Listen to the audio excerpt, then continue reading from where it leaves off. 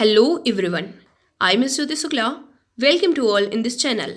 Let's study basics with me. तो जैसा कि आप सबको पता है कि मैंने इंग्लिश ग्रामर की सीरीज शुरू की है, तो उसमें आज हम जानेंगे active voice and passive voice के बारे में। तो सबसे पहले हम जानते हैं कि active voice and passive voice क्या होता है। एक्टिव वॉइस की बात करें तो क्रिया का ऐसा स्वरूप जिसमें कर्ता यानी कि सब्जेक्ट स्वयं अपना कार्य करता है, उससे हम एक्टिव वॉइस कहते हैं।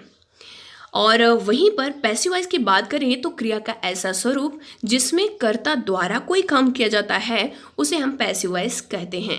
तो देखा जाए तो दोनों की मीनिंग जो है वो एक ही रहते हैं, लेकिन कहने का तरीका थोड़ा सा बदल जाता है, क्योंकि यहाँ पर सब्जेक्ट की जगह पर ऑब्जेक्ट एंड ऑब्जेक्ट की जगह पर सब्जेक्ट हो जाता है। एग्जाम्पल दैट देख लेते हैं। The cat killed the mouse, यानी कि बिल्ली ने चूहे को मारा। लेकिन इसी को अगर हम पैसिव में बदलें तो हो जाएगा the mouse was killed by the cat, चूहा बिल्ली के द्वारा मारा गया। तो अर्थ में कोई परिवर्तन नहीं हुआ, मीनिंग तो सेम ही है। चलिए हम जानते हैं इसके कुछ रूल्स कि क्या करना चाहिए एक्टिव वॉइस से पैसिव वॉइस में चेंज करने के लिए। तो सबसे पहले तो हमें जो सब्जेक्ट होता है उसे ऑब्जेक्ट कर देना चाहिए और ऑब्जेक्ट को सब्जेक्ट। लेकिन ध्यान रहे कि ऑब्जेक्ट से पहले हमें बाई लगाना होता है और बाकी सबको टेंस के अनुसार उसके हेल्पिंग वर्ब को चेंज करना होता है और वर्ब के थर्ड फॉर्म का यूज करना होता है।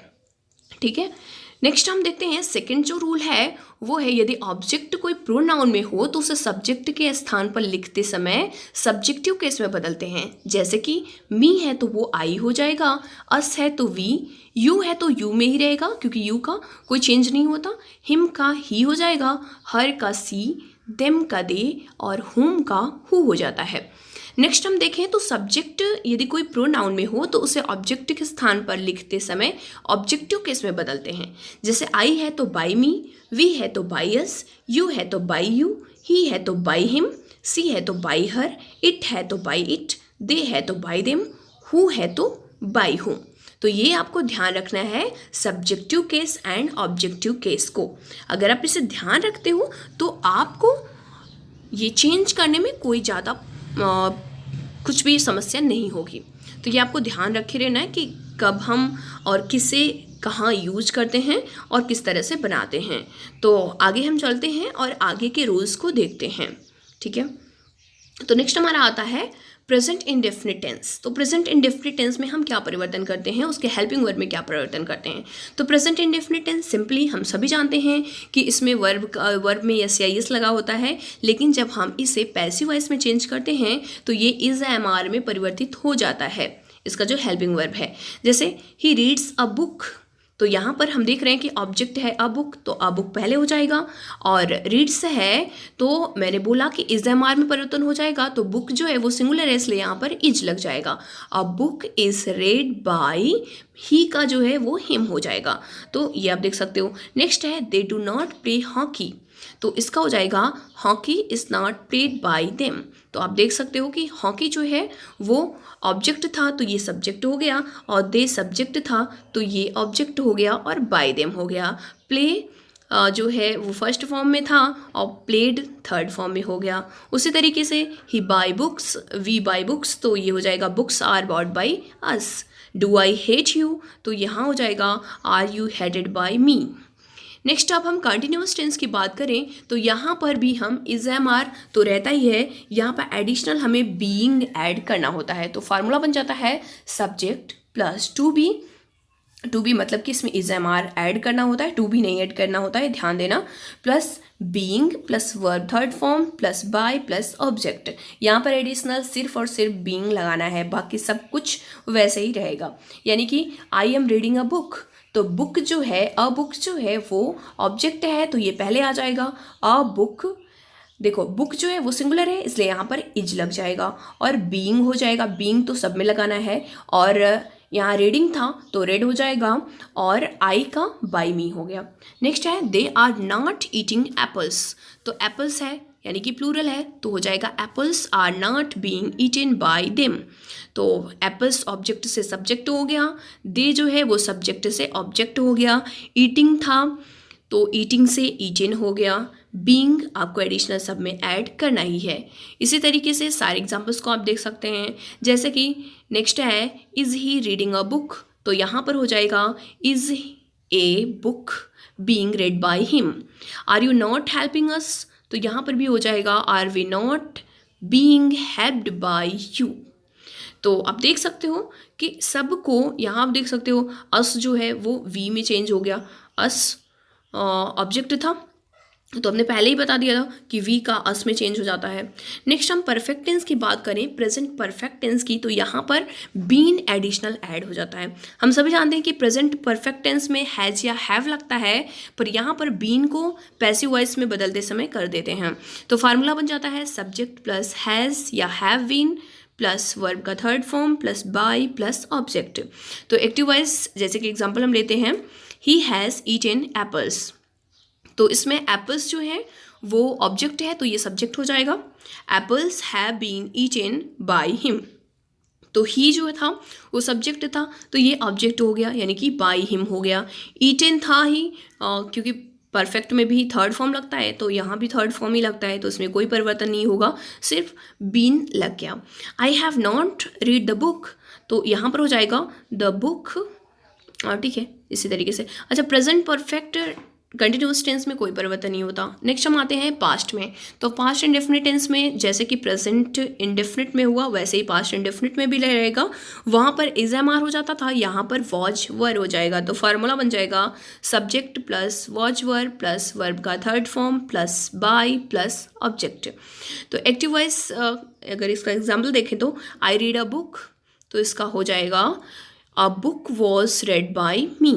आप देख सकते हो कि अ बुक जो है वो क्या है, ऑब्जेक्ट है तो ये सब्जेक्ट हो गया। आई जो था वो सब्जेक्ट था तो ये ऑब्जेक्ट में चेंज हो गया, बाय मी हो गया।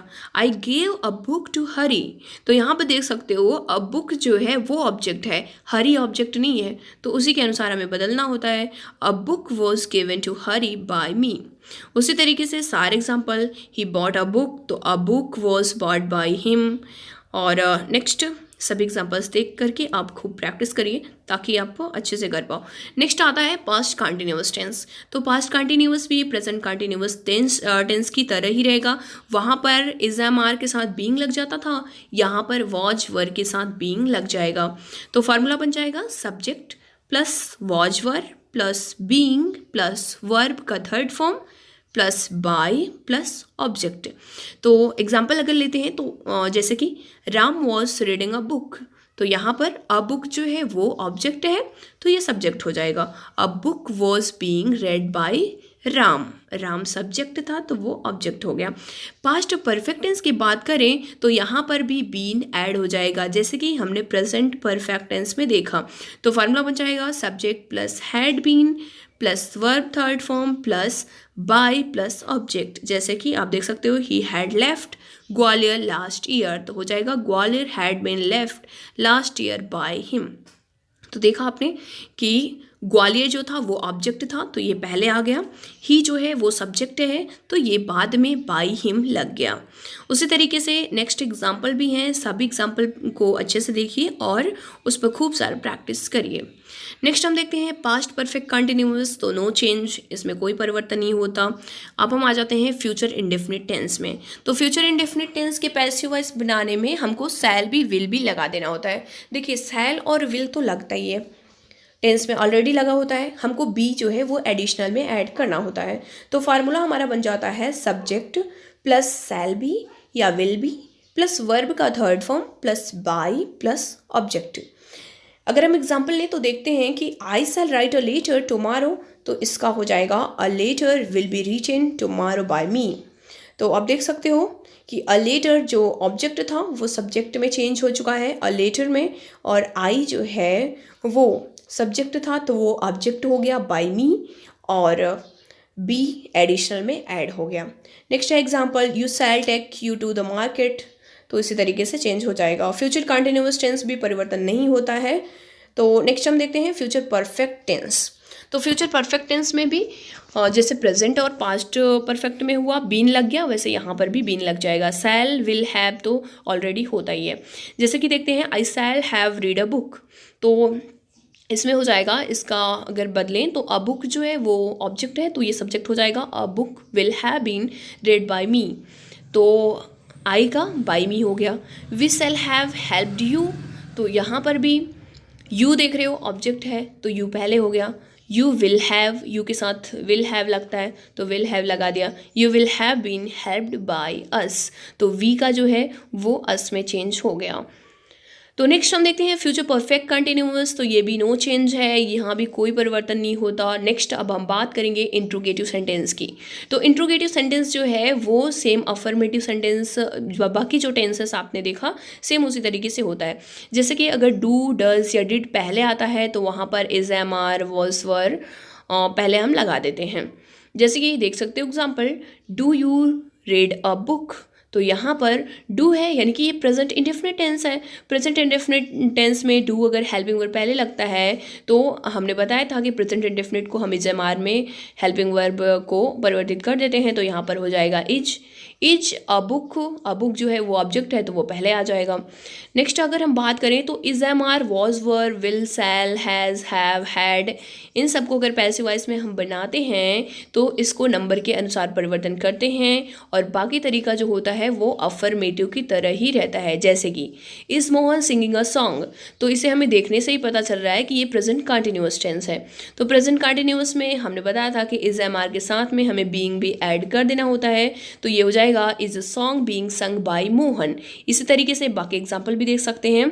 अगर हम मॉडल एक्सिलरी की बात करें तो can, could, may, might, would, should, ought to, must, यदि इन सब से प्रारंभ होता है इंट्रोगेटिव सेंटेंस तो वहाँ पर पैसिव वॉइस बनाते समय मॉडल एक्सिलरीज में कोई परिवर्तन नहीं होता है। तो चलिए देखते हैं इसके एग्जाम्पल के बारे में। कैन यू राइट इंग्लिश, तो इसका हो जाएगा passive. Can English be written by you, तो आप देख सकते हो कि यहाँ पर केवल बी ऐड कर देना है, बाकी मॉडल एक्सिलरीज जैसे हैं वैसे ही रहेंगे। कैन सी बीट यू, तो यहाँ पर हो जाएगा can you B beaten by her. Next example देखें तो would you help your friend, तो ये हो जाएगा would your help be helped by you. तो इसी तरीके से बाकी कोई एक्स्ट्रा परिवर्तन नहीं करना होता है, सिर्फ एक दो वर्ड्स हैं जिन्हें ध्यान रखना होता है।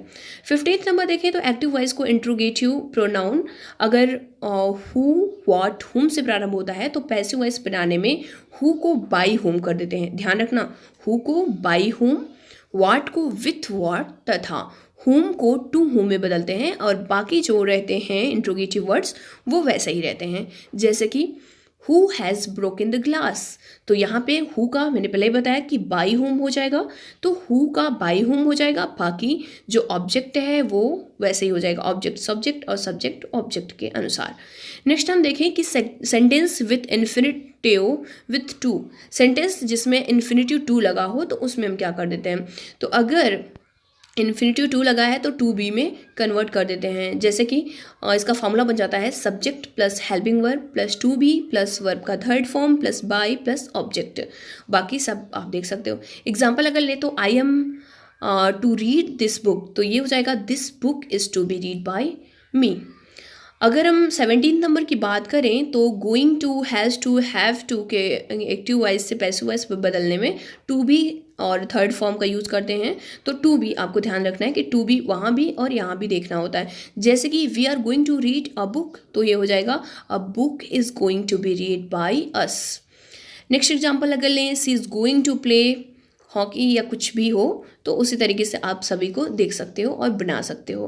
पैसिव वॉइस 18th नंबर देखें तो passive voice without agent without doer अगर है या ओमिशन और object subject in the passive voice इस तरह के मिलते हैं, जैसे कि people, somebody, nobody, someone, they, a man, ये सब मिलता है तो उसमें उसे हमें लगाने की ज़रूरत नहीं पड़ती है। नेक्स्ट अगर 19th नंबर देखें तो इम्परेटिव सेंटेंस, इम्परेटिव सेंटेंस में अगर ऑर्डर कमांड का बोध होता है तो वहाँ पर हम फॉर्मूला लगाते हैं late plus object plus verb का थर्ड फॉर्म, बाकी सब वैसे ही रहता है। या तो हम यू और ऑर्डर टू लगा करके भी कर सकते हैं। तो एग्जांपल देखते हैं, रीड योर बुक, तो इसको एक तो लेट की तरह हम यूज़ कर सकते हैं, तो let your book be read, या तो फिर you are order to read by your book. Next example ले तो कंप्लीट योर वर्क, तो let your work be completed या you are order to complete your work. तो हम दोनों तरीके से कर सकते हैं और दोनों भी गलत नहीं होगा। तो अगर हम थोड़ा सा उन सबको माइंड में रखते हैं तो आराम से कर सकते हैं। नेक्स्ट है, यदि वाक्य में अनुरोध यानी कि रिक्वेस्ट या सलाह सजेशन हो तो हम पैसिव बनाते समय ध्यान रखते हैं, क्या ध्यान रखते हैं, फॉर्मूला ध्यान रखना, object plus should be plus verb का थर्ड फॉर्म, या you are requested to plus verb plus object. जैसे कि एग्जाम्पल लें तो लव योर यंगर, तो यहाँ पर हो जाएगा your younger should be loved, अगर शुड बी का यूज़ करते हैं तो। अगर हम लेट का यूज़ करते हैं तो let your younger be loved.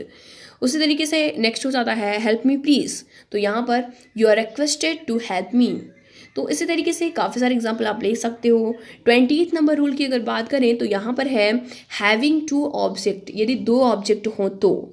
जैसे कि आप देख सकते हो doctor Abha teaches me English, तो यहाँ पर देख रहे हो कि दो ऑब्जेक्ट हैं, एक तो डायरेक्ट है और एक तो इनडायरेक्ट ऑब्जेक्ट है। तो ऐसे में हम डायरेक्ट ऑब्जेक्ट को ही सब्जेक्ट में बदलते हैं।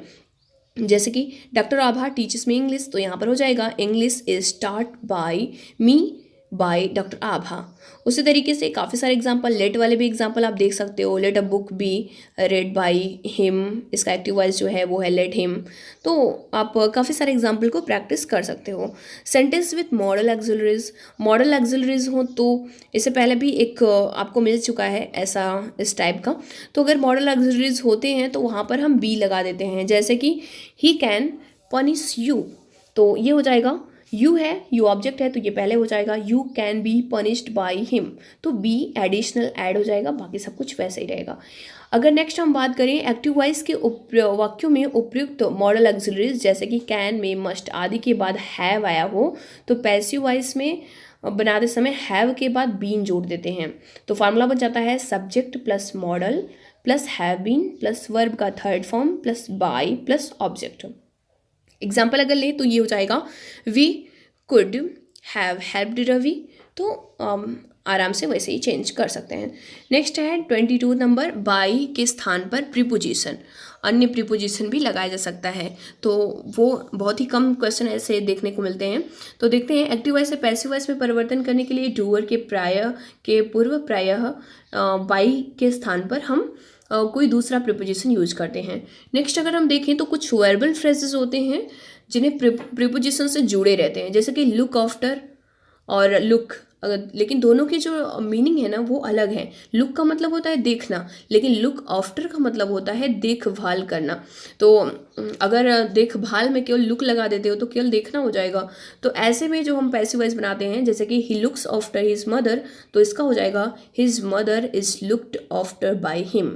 तो बहुत ज़्यादा खासा परिवर्तन नहीं, लेकिन हाँ ये ध्यान रखना होगा कि प्रीपोजिशन टाइप के अगर मिल जाते हैं तो उन्हें भी थोड़ा माइंड में रखना ही चाहिए। आप काफ़ी सारे एग्जांपल देख सकते हो। People laughed at him in his new dress, तो इसका पैसिव हो जाएगा he was laughed at in his new dress.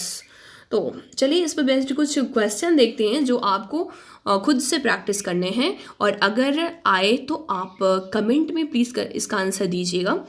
Change करना है एक्टिव वॉइस से पैसिव वॉइस में। The cat killed the mouse, second है he kiss a snake, third है why are the girls singing a group song, fourth है he has eaten apple, and fifth है he had left Gwalior last year. तो आप इन सबको अच्छे से revise करिए और इस क्वेश्चन को करने की पूरी कोशिश करिएगा, और अगर आ रहे हैं तो उन्हें आप कमेंट में करिएगा। गलत भी आ रहे हैं तो भी कोई बात नहीं, आप गलत भी कर सकते हो, क्योंकि एक बार में सबको पूरे अच्छे तरीके से नहीं आ जाता। क्योंकि ग्रामर ऐसा सब्जेक्ट है ना जिसमें आप खूब सारा प्रैक्टिस करोगे तो ही आप बेहतर कर सकते हो। तो grammar is like a math, जैसे कि मैथ में हम खूब सारा प्रैक्टिस करते हैं तभी हम बढ़िया कर सकते हैं, उसी तरीके से मैथ ये जो ग्रामर है उसको भी हम अगर अच्छे से प्रैक्टिस करते हैं तो अच्छे से कर सकते हैं। तो आई होप आपको ये टॉपिक समझ में आया होगा और आप इससे काफ़ी ज़्यादा बेनिफिट उठा पाओगे। देखिए ये ऐसा टॉपिक है ना जो सिर्फ कोई प्रिपरेशन करने वाले स्टूडेंट के लिए नहीं, बल्कि जो नीचे की क्लास में जो बच्चे पढ़ते हैं, जैसे हाई स्कूल इंटर हो गया, यहाँ पर भी तो बहुत ज़्यादा एक्टिव वॉइस पैसिव वॉइस से क्वेश्चन पूछे जाते हैं, ग्रामर में पूछा ही जाता है, और बाकी जनरली भी आपको मालूम होनी चाहिए। तो ये नहीं कि और भी छोटी क्लास के बच्चे भी देख सकते हैं, उनके लिए भी काफ़ी बेनिफिशियल होगा। जैसे कि आप देखते हो 6th 7th 8th 9th 10th इन सब क्लासों में भी आपको एक्टिव वॉइस पैसिव वॉइस देखने को मिलता है। तो इन सबको अच्छे से पढ़िए, ध्यान से रिवाइज करिए, और बस इतना ही। Thanks for watching.